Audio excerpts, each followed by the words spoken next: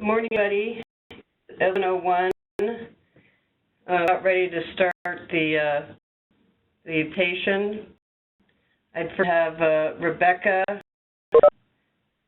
give instructions and reminders of how to call in, and we'll wait a minute or so. I see a lot of people are still logging on before we begin. Okay, Rebecca?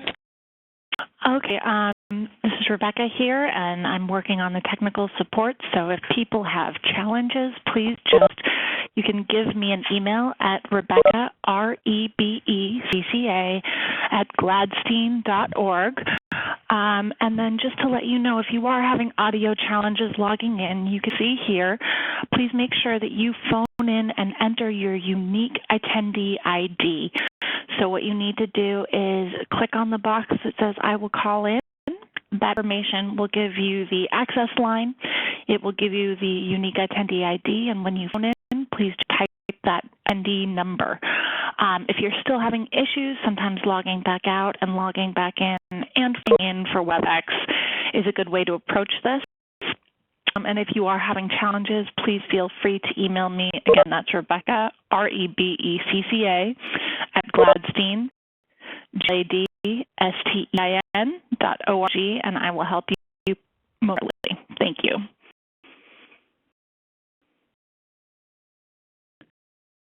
Thanks, Rebecca. I'm going to get started. Thanks for joining us today for today's webinar on the topic of methane emissions from local distribution systems. I'll introduce myself as the moderator of today's webinar. My name is Deanna Haynes, and I'm the Director of Gas Engineering for Southern California Gas Company and San Diego Gas and Electric. I'd like everyone for taking the time this morning to learn more about emerging research on methane emissions.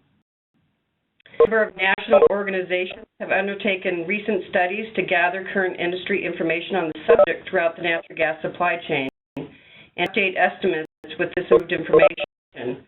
In particular, I want to thank Environmental Defense Fund, who has been working with university researchers and industry partners throughout the country for the last several years to develop peer-reviewed scientific studies that can support more effective policy conversations. The most recent study was released last week, and it's entitled Direct Measurements, Decreasing Methane Emissions from Natural Gas Local Distribution Systems in the United States. And before we go into that presentation, I'm going to introduce Tim O'Connor, who's the Senior Attorney and Director of EDF's California Climate Initiative, and then Professor Lamb, who's the study's Principal Investigator for Washington State University. Tim will be providing more background on EDF's methane supply chain studies, and then followed by Professor Lamb's in-depth look at the distribution study in particular.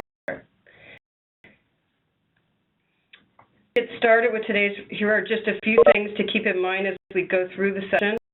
I urge you to submit any questions you have for our speakers by using the Q&A box located in the lower right-hand corner of your screen. Answering as many questions as we follow the presentations. Feel free to questions at any time, and we'll add them to the queue as they come in. A recording of today's webinar will be available for download. You will receive an email with a link to this recording as a follow-up for today's webinar.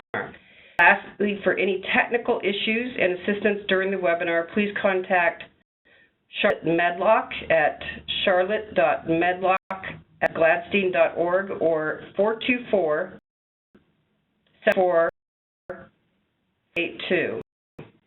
And that's Charlotte, Charlotte, Medlock @gladstein.org, 424-744-482.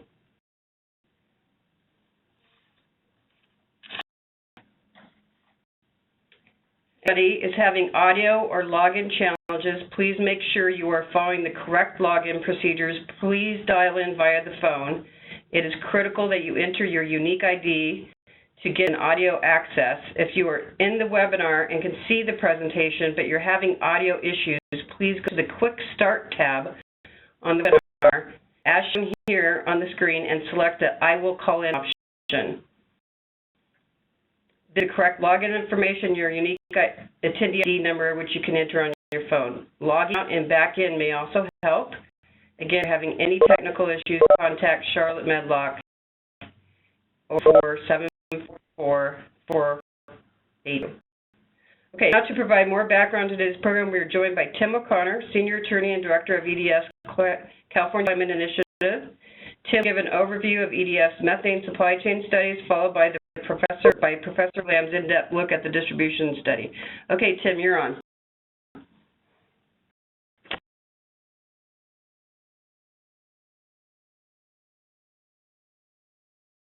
For joining today. It sounds a number of beeps. We have a great audience and really excited to participate today. Has been active in this space on methane pollution science and to develop strong policy and smart policy for reducing methane for a number of years. And the reason being is that we look at climate change and efforts to mitigate and to avert the worst impacts of climate change. It's clear that, yes, we need to reduce carbon dioxide, and that has received a significant amount of attention. But in order to avoid the worst impacts, we need to reduce both carbon dioxide and methane. This graph, you'll see if you're logged in, shows that in order to get a temperature change of even under 3 degrees centigrade, we need to mitigate both CO2 and short-lived climate forcers, which primarily is methane. And this is peer literature that is becoming part of and needs to become part of the backbone within which we look at climate change. In California, of course, we have AB 32, and that is a law that has really moved the needle nationally and internationally on what jurisdictions can be doing. And as we've built our backbone of our state's energy production over the last several years, and as we're moving more so into transportation fuels and into other areas, and as natural gas becomes and increases its share in the energy system, we see that that methane leakage can have. It is such a potent greenhouse gas, upwards of 84 times that of CO2. Just a small amount of leakage of natural gas can undermine and in some cases remove the climate benefit that we get from using that natural gas. So while we see we need to mitigate CO2 and methane to avert the impacts of climate change, we also that in order for natural gas to be and have a climate benefit, we need to make sure that that natural gas is actually delivered to the end uses as opposed to being leaked to the atmosphere. To have a climate benefit from day one, you need to keep that leakage so small. Studies have shown under 0.8% when using natural gas as a replacement from heavy-duty diesel trucks. That is a very small leakage rate. And indeed, we need to be doing everything we can to keep it at a minimum. In order to develop strong policy about where to dial down that leakage and where to develop new incentives and regulations and find opportunities to reduce emissions, EDF has embarked on one of the most rigorous and comprehensive science studies of methane pollution in history. Through work with about 100 different academic researchers and institutions, partnering with companies and evaluating the supply chain of natural gas and oil, we've been able to embark on 16 separate studies. And those studies look at all aspects of the energy system and the natural gas supply chain, from production, that's the upstream stuff, getting it where we get it out of the ground, to gathering and processing, that's where we send gas and oil to be treated to send to end uses, to the transmission, storage, and distribution, and then finally in end uses like truck and other stations. Later, we expect a full synthesis report to be produced and to be submitted for publishing, and all of these studies to be published by the end of 2015. A number of the studies have actually already come out, and we'll hear today about one of them. This is, if you're looking at the chart, number 9 on this chart, the Washington State University Multi-City Study. And this fits in alongside the work that we've been doing with many different academic institutions, and Dr. Brian Lamb and Washington State have been an excellent partner, and we're so pleased with the work that's come out of this. And it's really, we think, opening the eyes of the world to the science behind methane pollution, a pollutant that for too long has flown under the radar. As we develop these studies and develop the science behind them, we think it's going to lead to good policy, not only in California, but across the U.S. and across the world. So I'd like to turn it over, of course, to the star of the show, Dr. Brian Lamb, and will be available for comment afterwards. The Director of Environmental Defense Fund's National Policy on local distribution system, Jonathan Perez, is on the phone. He'll be available for comment after the presentation as well. Thank you for that overview. Before moving on, I wanted to remind people that you enter your unique attendee ID number to get audio access. If you're in the webinar and presentation, but you're having audio issues, please go to the Quick Start tab on webinar, as shown here on the screen, and select the I will call in option. This will show you the correct login information and your unique ID number, which you enter into your phone. Logging out and back in may also help. Thank you, Tim, for that overview. Next up, I want to introduce Professor Dr. Lamb of Washington State University, who is reviewing his research and findings for EDF study on methane leakage from gas pipelines. Dr. is a Regents Professor in Washington State University's Department of Civil and Environmental Engineering, a Washington State University faculty member for almost 30 years. Dr. is an international leader in the area of regional air quality research. Under his direction, Washington State University has completed several research projects focused on the impacts of global change on regional air quality. Let's get started. Thank you, Dr. Lamb.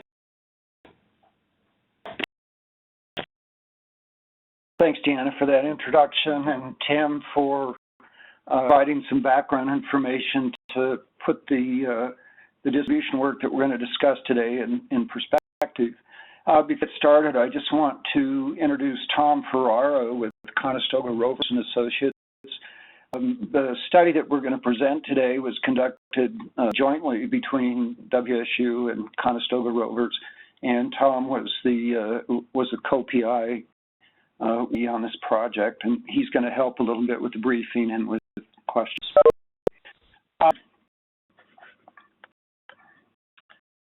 And get started. I think it's already highlighted why we're interested in methane emissions from natural gas systems. And indeed, most of the people on the phone, I think, have a good understanding of that. I want to point out the third bullet on this slide, the methane emission factor used in the current EPA greenhouse gas emission inventory for methane from distribution systems. Those emission factors are largely based on studies that were conducted in the early 1990s with support from the Gas Research Institute and EPA. And we'll refer to that EPA study several times as we go through the presentation today. So in terms of the boundaries on our study, looking at local distribution systems, we start at the sea gate, which is where the gas is transferred from the high-pressure transmission pipeline into the distribution system. And study included both the transmission side and the distribution side of the city gate.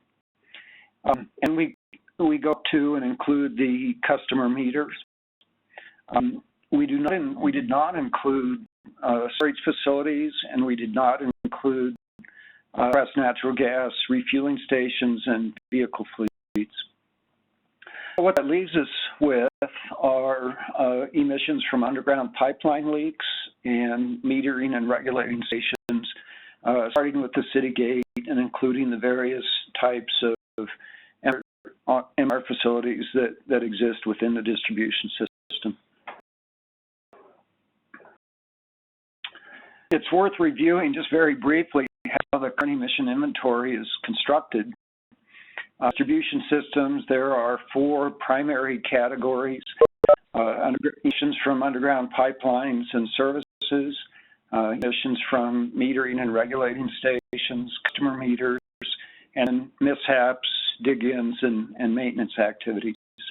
In each of those categories, the emissions for that category are calculated as the simple product of an emission factor in terms of rate per leak or per facility, times an activity factor, which would be the number of leaks or the number of facilities, and simply sum over all of the categories to get the total emissions.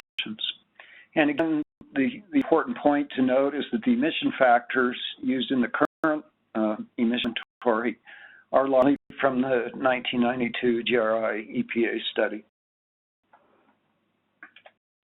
In terms of what we did in this project, we conducted a nationwide field study to make measurements of emissions from underground pipeline leaks and M&R stations. Our field work was conducted during the summer and fall of 2013. We ended up with over 400 new emission measurements for pipeline leaks and M&R stations. And in fact, 230 individual pipeline leaks and 229 M&R station measurements. As a result, this becomes the most comprehensive set of direct measurements for these sources that exist. It's about twice as many, more than twice as many as was measured in the 92 GRI EPA study. This work was provided by the Environmental Defense Fund, Southern California Gas, Pacific Gas and Electric, and other local distribution companies in the U.S., along with the American Gas Association and some of their associated members. Of where we conducted measurements, this map shows the 13 participating company partners, and we basically have coverage from coast to coast, east to the west coast, and also pretty good coverage from north to south. So we asked how representative is the database for the national system, and we're working with 13 companies, as I indicated in the previous map. It only represents 1% of the companies in the U.S., but those 13 companies have 20% of the services. Their systems represent 16% of the pipeline miles, and they deliver 14% of the natural gas nationwide. These pieces of the pie, together with the geographic coverage that we have, I think a good representation of the U.S. natural gas distribution system. So how did we actually go about making these direct measurements? The first step was to select an area or city within each company service area as a target location for our measurements. And so we tried to select areas or cities within the general service area that were in some way representative of the overall service area in terms of the type of pipe, the age of the system, and other properties of the system. And once we had that target area selected, we the current leak survey data from the company for that area. As most of you know, the companies conduct formal surveys of every mile of their pipe system, usually on a 3 to 5 year cycle, so that at any one time there's a current list of leaks that have been detected and not yet been repaired. So those lists of leaks, and then we randomly selected from those lists for our measurement locations. And we did a similar kind of process for M&R facilities.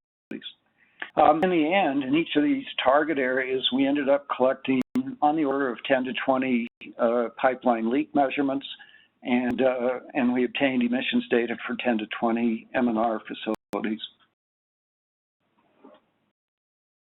But I'll let Tom Ferrara walk us through the actual methods that we use to make these measurements.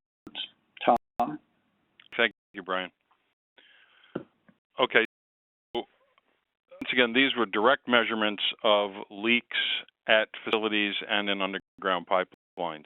So for the metering and regulating facilities, we went, and there's a photograph of a typical facility in the upper left-hand corner, and crews went out and screened every component in the facility, and by component I mean valve, flange, connector, and scan each component to see if there was any gas present above background. And then where we detected gas, we used a high flow to volumetric flow rate of gas from that leak. That the total facility emissions were simply the sum of all individual leaks measured at the facility. And the instrument is an instrument that was developed earlier studies, the 1992 studies, to make rapid measurements of emission rates without having to bag enclosures of the fittings. The next did at each facility, not at each facility, but periodically what we did for quality assurance purposes was a technique called the tracer ratio. And the tracer ratio method was a situation where we could release a known amount of tracer gas from either an underground pipeline leak or a metering and regulating station, and then using our instrumented van wind of the facility, collect data from data from the tracer that was released and the methane that was released from the facility, the unknown methane that's released from the facility. And ratio of the two measurements, we could back calculate what the emission rate was of methane from the facility. This is the technique that was used metering and regulating facilities in the 1992 study, and we as a QA check to that that we weren't missing any when we were doing our individual point-by-point measurements. And then the last technique we used was a surface chamber, surface flux enclosure that we use for underground pipeline leaks. And we would get a list of leaks. We would randomly select some leaks from that the company had, and we tried to select leaks such that we were getting the different pipe types: plastic, cast iron, protected steel, unprotected steel. And our first step in the process would be to scan the surface area around the leak and try and find any spots on the ground that were above background ambient methane concentration, and flat out the surface expression of the leak. Then we put our enclosure over the leak, and the enclosure again was hooked up to a hollow type system where we would draw through and get a volumetric of the methane emission, and then we'd systematically step through putting the enclosure across the whole surface expression of the leak so that we would capture the entire leak, again seeing all the puts, and that would then be recorded in the database as the volume of gas from that particular leak. And three techniques that we used on the two different types of source that we found in this study. Thanks, Tom. So that's just a brief look at the approach we used and the methods that we used to make these measurements.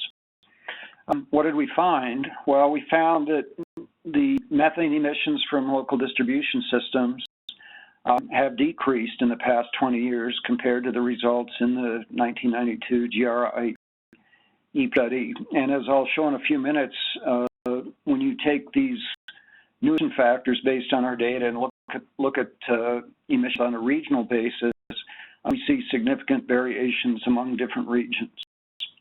The reasons for this decrease in emissions that we measured are associated with upgrades in M&R stations, and I'll show a little bit about that in the next slide.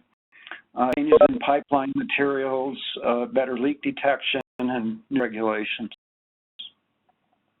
One of the things that's true for these sorts of direct measurements is that you find both M&R stations and pipeline leaks that there's a very skewed distribution of emission rates, where just a few facilities or a few leaks dominate total measured emissions. This is important because that skewed distribution results in a fairly large uncertainty bound associated with the emission factor for any in particular source category. For M&R stations, we found a very large reduction in emissions compared to the '92 study, and it's so large, in fact, that we decided to go back and revisit 9 of the higher emitting sites from the 1992 study to see how things had changed. And I'll show you results from that in the next slide. Particularly, we found as much as a factor of 10 reduction in emissions for these M&R facilities. At the M&R facilities, there are vented devices, pneumatic controllers, and odorizers. By design, every time they're activated, they release a small amount of methane. Those stations where these devices exist, the vented devices are often the largest source within that facility. For pipeline leaks, we also found lower emissions. The emission factors last in the '92 study. Here, it's not quite as clear why we see these kind of changes. Certainly, changes in safety regulations and in company survey and repair programs can contribute to this sort of reduction. But at the same time, we have to recognize that differences in the way we did our measurements compared to the way things were done in the '92 study. Let's look at the M&R facilities for just a minute. As I mentioned, we went back to 9 of the higher emitting GRI EPA M&R facilities and repeated measurements at those sites. For example, if you look at facility A in this slide, 1992, it had a measured emission rate of 160 grams per minute. And we made measurements in 2013, saw something less than 40 grams per minute. It was true, this kind of really significant reduction was true at 8 of the 9 facilities. At Facility D, where this wasn't the case, the operator indicated to us that there had been no changes, no upgrades or equipment changes at that facility over the past 20 years. At a number of the other sites, the operators told us that, in fact, there had been equipment changes, upgrades, and rebuilds of those facilities. So we explore this a little further, so we conducted surveys of the 13 partner companies and found that for 90 of the M&R sites where we made measurements, something on the order of 50 to 60% of those sites had undergone some degree of upgrade or rebuilding over the past 20 years.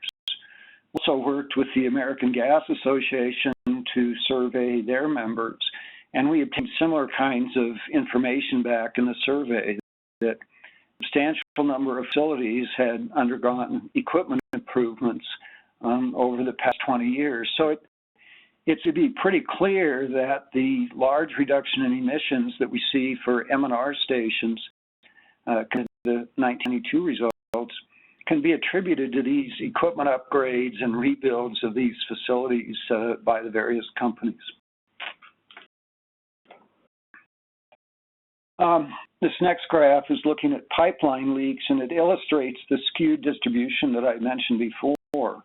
In this case, the pie chart shows all 230 pipeline leak measurements that we made during the study. And you see that the 3 largest leaks account for 50% of the total measured emissions for these 230 leaks. People will talk about super emitters. This is a nice illustration, I think, of emitters dominating the total measured emissions. I mentioned before, the effects of this skewed distribution are that you have to take the skewness into account when you calculate the emission factor representing a particular source category. And in particular, you have to take this into account to calculate the upper 95% confidence limit. And when you do that, you find that the upper confidence limits are often factors of 2 or 3 times the mean emission factor. So you get large uncertainties because of this skewed distribution.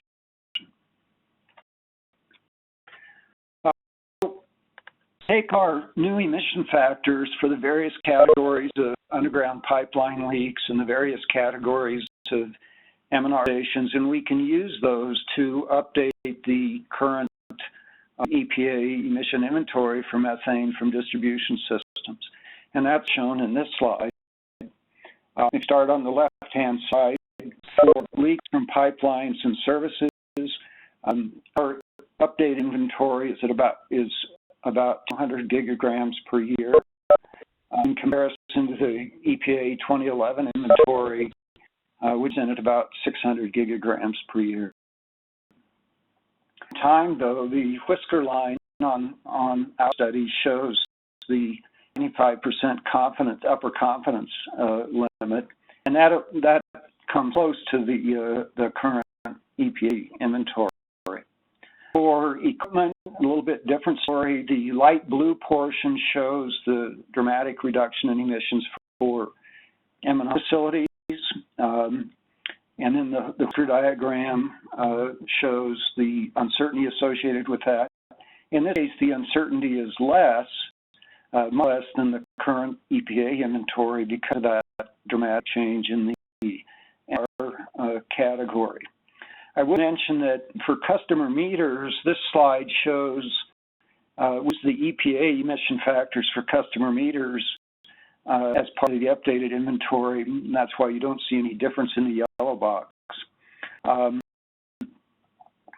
We did not measure customer meters, although we included that as part of our study. And that's that the Gas Technology Institute in 2009 conducted a study and measured emissions from 2,800 customer meters in various parts of the U.S. And so we decided that we did not need to go back and try to repeat those measurements.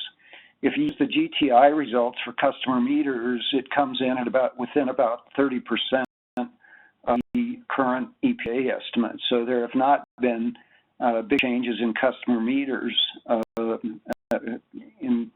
in terms of comparing the GTI results to the results from the 92 study. And finally, if you combine these together, you get the total. And again, our updated emission inventory is 70% less than the current EPA inventory. If you look at the upper 95% confidence limit, we're about 36% less than the current EPA inventory. So substantial changes, the new updated emission factors. Before, we use these emission factors then with pipeline miles and numbers of services on a regional basis across the U.S. and with these results.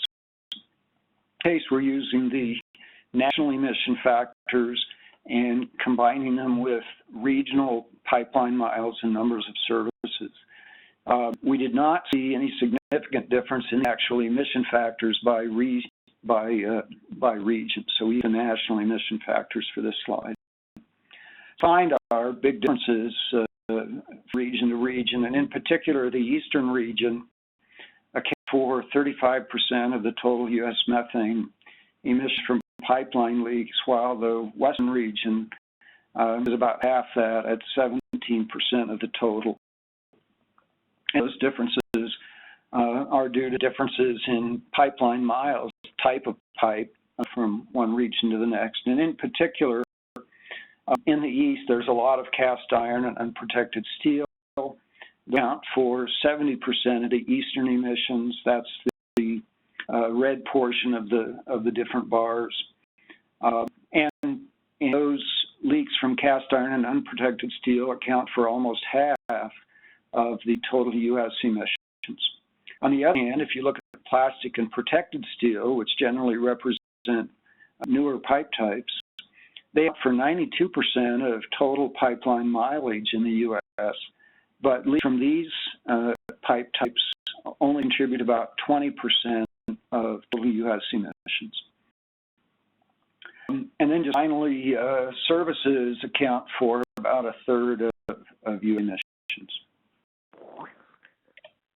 Just to start wrapping this up, all the updated national emission inventory come in at 36 to 70% less than the current EPA inventory estimate due to the new updated emission factors. It's pretty clear that significant equipment upgrades and changes to M&R stations are the reason we see such big changes in emissions for M&R facilities. For pipeline leaks, our emission factors are also lower compared to the 92 results. And a little less clear, but it probably due to a combination of improved leak screening and repair programs by the companies. But again, as I said before, there were differences in the sampling methods between the 92 study and this study. In 1992, the way pipeline leaks were measured there, first, selected leaks to measure from pipeline sections scheduled for repair.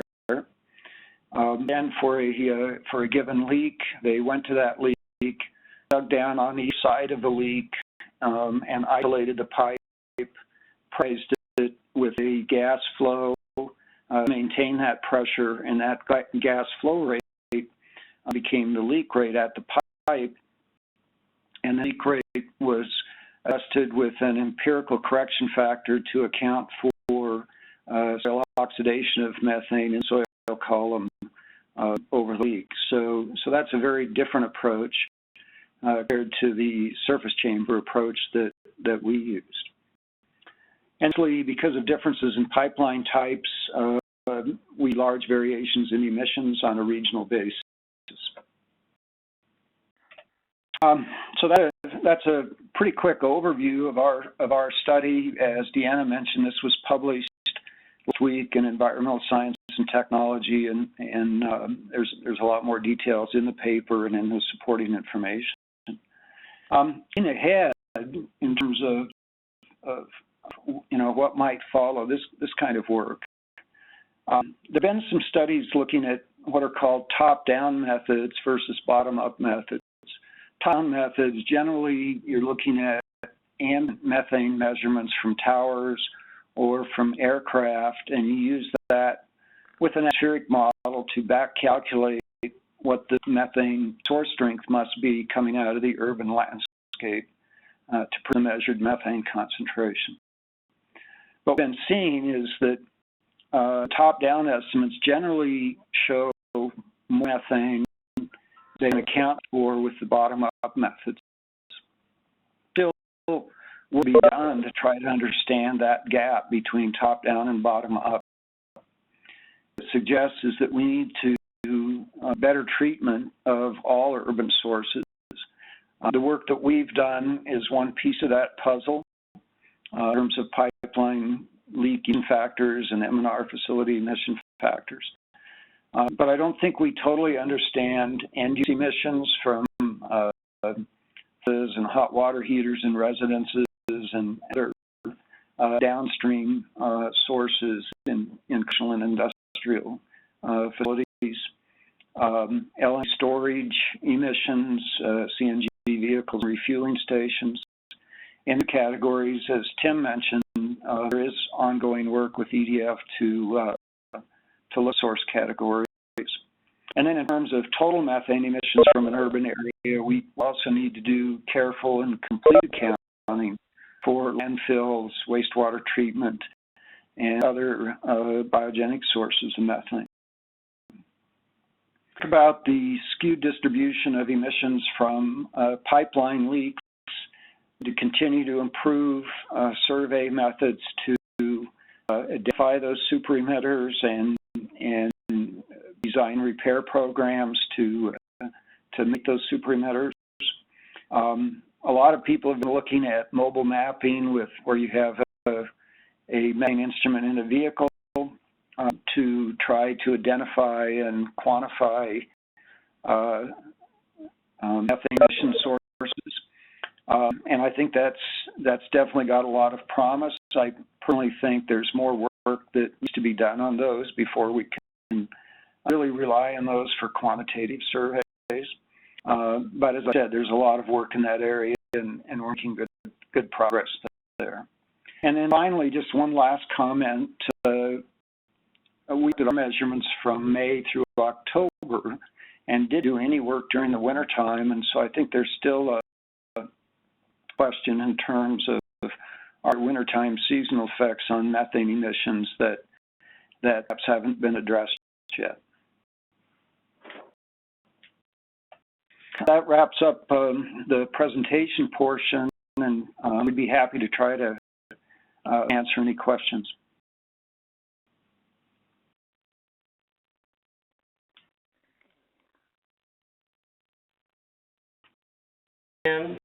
At this time, we'll transition to the moderated question and answer portion of the webinar. For those that are attending, bottom right-hand corner, you can ask a question, and please continue submitting these questions during the Q&A session. We'll likely not be able to address all of them, but we will do our best. I want to note that we were joined by Tom Ferrara, a principal investigator of the study, and Jonathan Perez from EDF during the question and answer portion of our program. The first question related to Dr.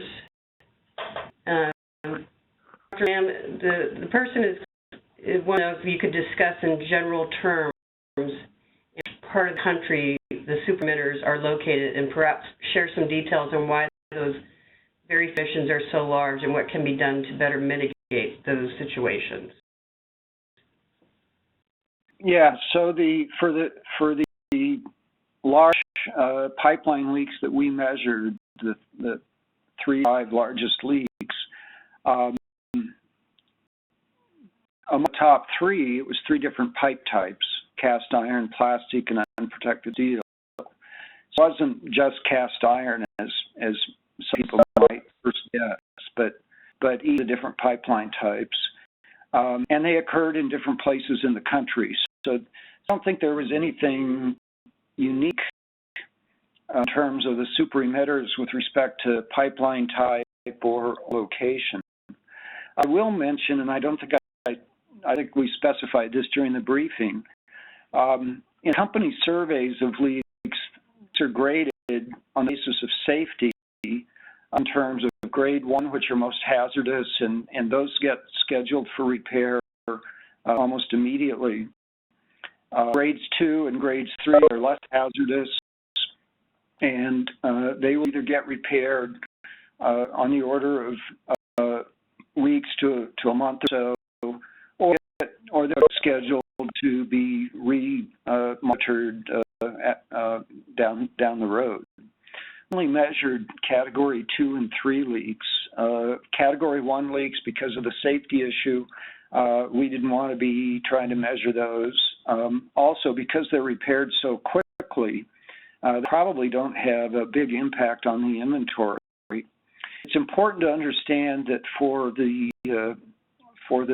safety grading, there's a very loose correlation, if any, between the grades 1, 2, and 3 and the emission rate for different leaks. The 3 big leaks that we measured were grades 2 and 3 leaks. The grade 1 leak gets graded as a grade 1 leak because it might be very close to a building, even though it's a very small release rate.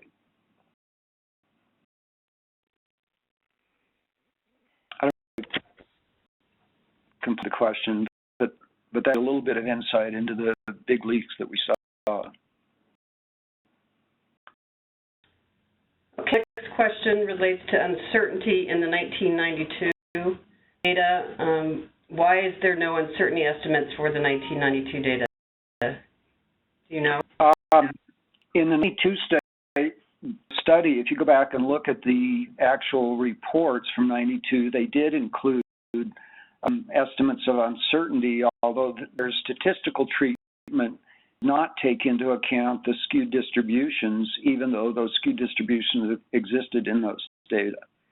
So there are uncertainty estimates associated with the 92 results, but in general, EPA does not publish the uncertainties associated with their emission inventory, and so we didn't show uncertainties on the EPA inventory since they don't publish uncertainties associated with that.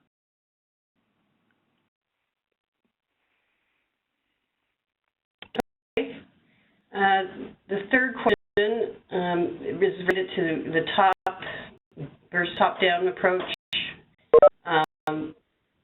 What is the difference in percentage between top-down and bottom-down approaches?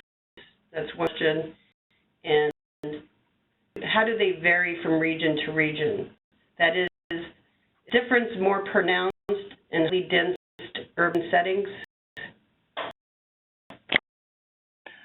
Well, there hasn't really been a consistent set of top-down versus bottom-up comparisons across the country. There was a study published in Boston in January. Steve Wassie and Catherine McCain and others published that work.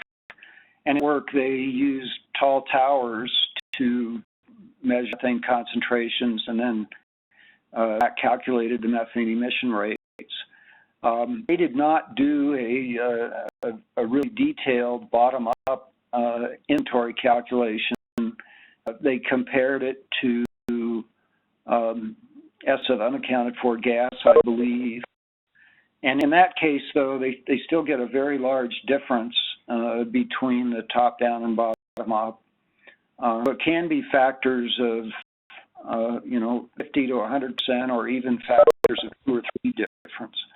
But there hasn't been a consistent set of top-down versus bottom-up studies conducted across the U.S. So that's still an outstanding question.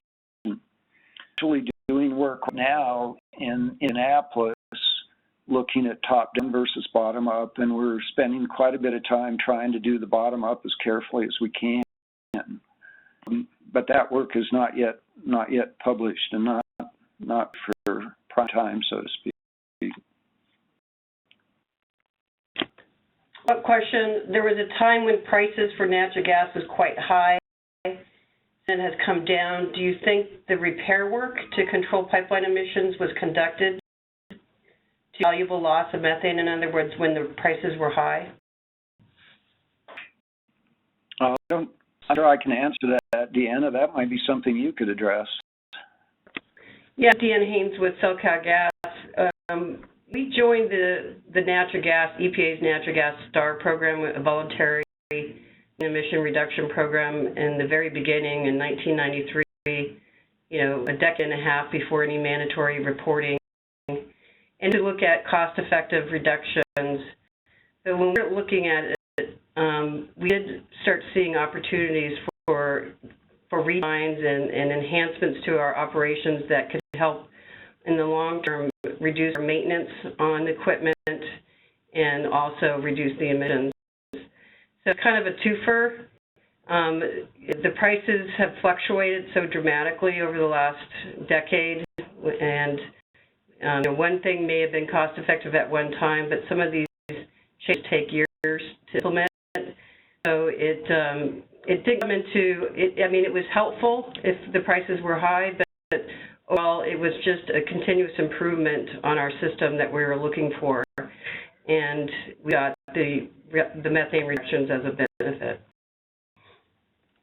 Jonathan Perez from EDF. Maybe I can answer that question at a very high level as it relates to the entire distribution system as opposed to any one utility, if that would be okay.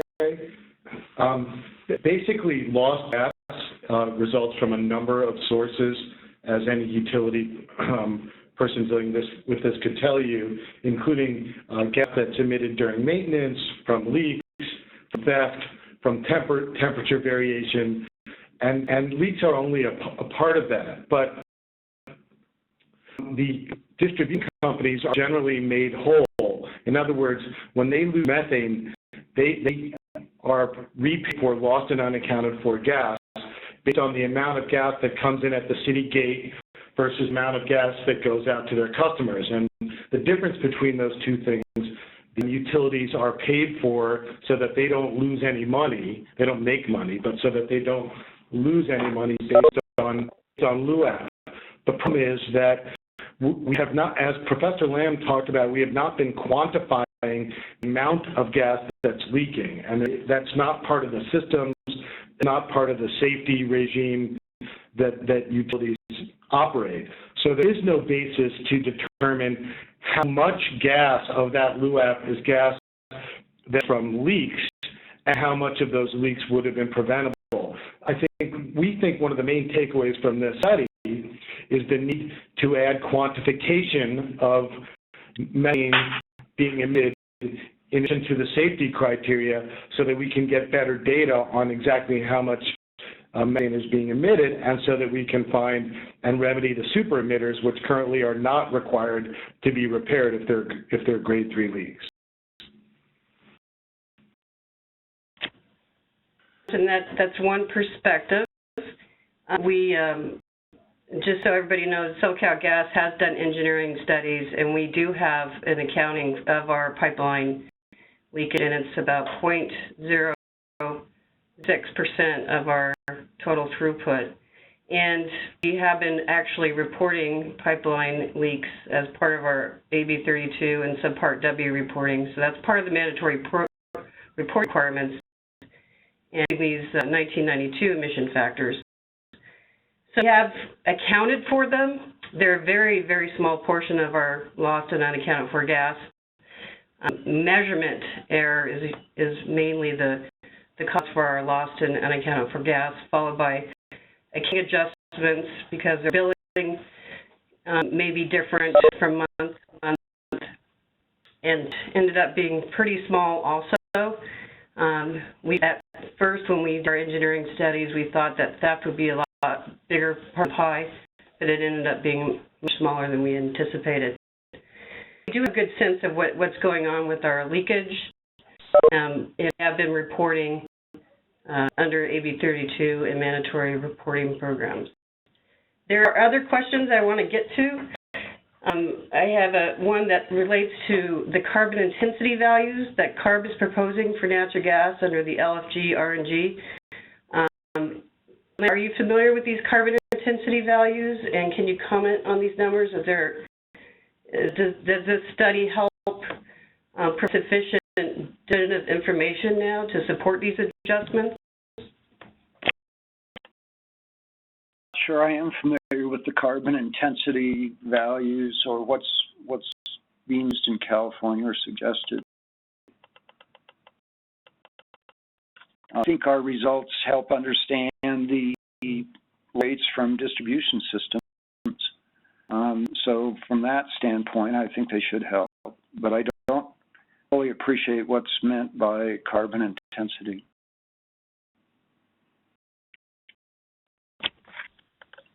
Okay. Another question related to the emission factor for protected steel being higher than unprotected steel. Can you comment on that? Higher?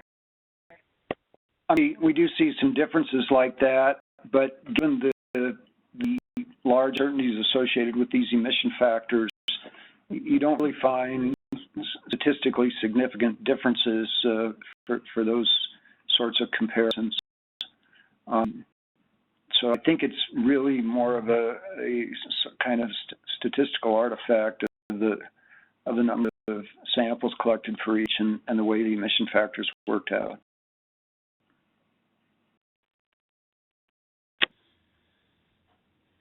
A question regarding methods from wellheads, and this is going to EDF. one of the most rapidly growing new sources of methane emissions is wellheads, social infrastructure due to the boom in unconventional oil and gas development. Have any of the other EDF-sponsored studies provided new leak estimates from these sources?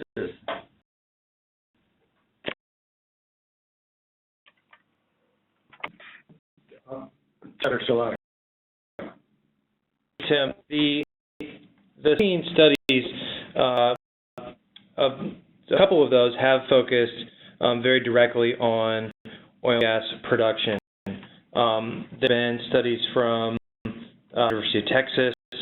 There have been studies in the Denver area.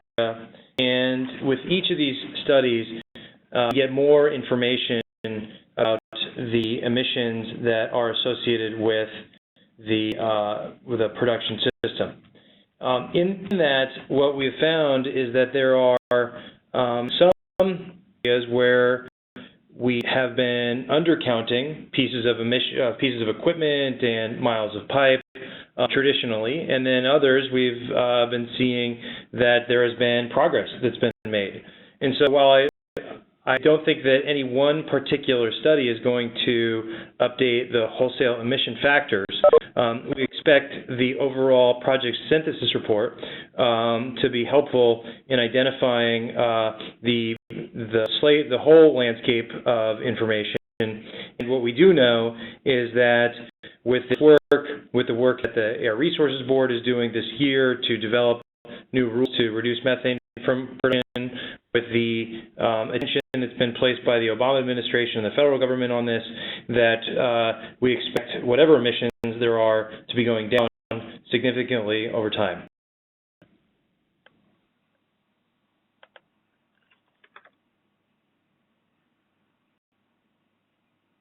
Okay. And I see the latest inventories, if you look at the total greenhouse gas emissions over the last few years, the 2007 timeframe, there's been an overall reduction in total U.S. greenhouse gases, which is good. That's the good news. Okay, it looks running up against our noon end time. Deanna, this is Brian. I just wanted to come back to this carbon intensity quickly. I was out in slightly different terms, but on a national basis, our emission rate our up to inventory translates to about 0.2% of gas delivered. Okay, thanks, Brian. All right. Well, I really appreciate everybody's good Q&A. Again, this is going to be a recorded link that's going to be available for folks if they want to go back and refresh memory. I extend a sincere thanks to Dr. Lamb for dedicating his time to the web today. Feel free to contact him directly for any follow-up questions you may have regarding the study. You can contact me, Dean, at any time for additional clarifications and questions on this topic overall. Number is 213-220-21 or 213-244-3010. Again, thank you for joining, and we'll talk.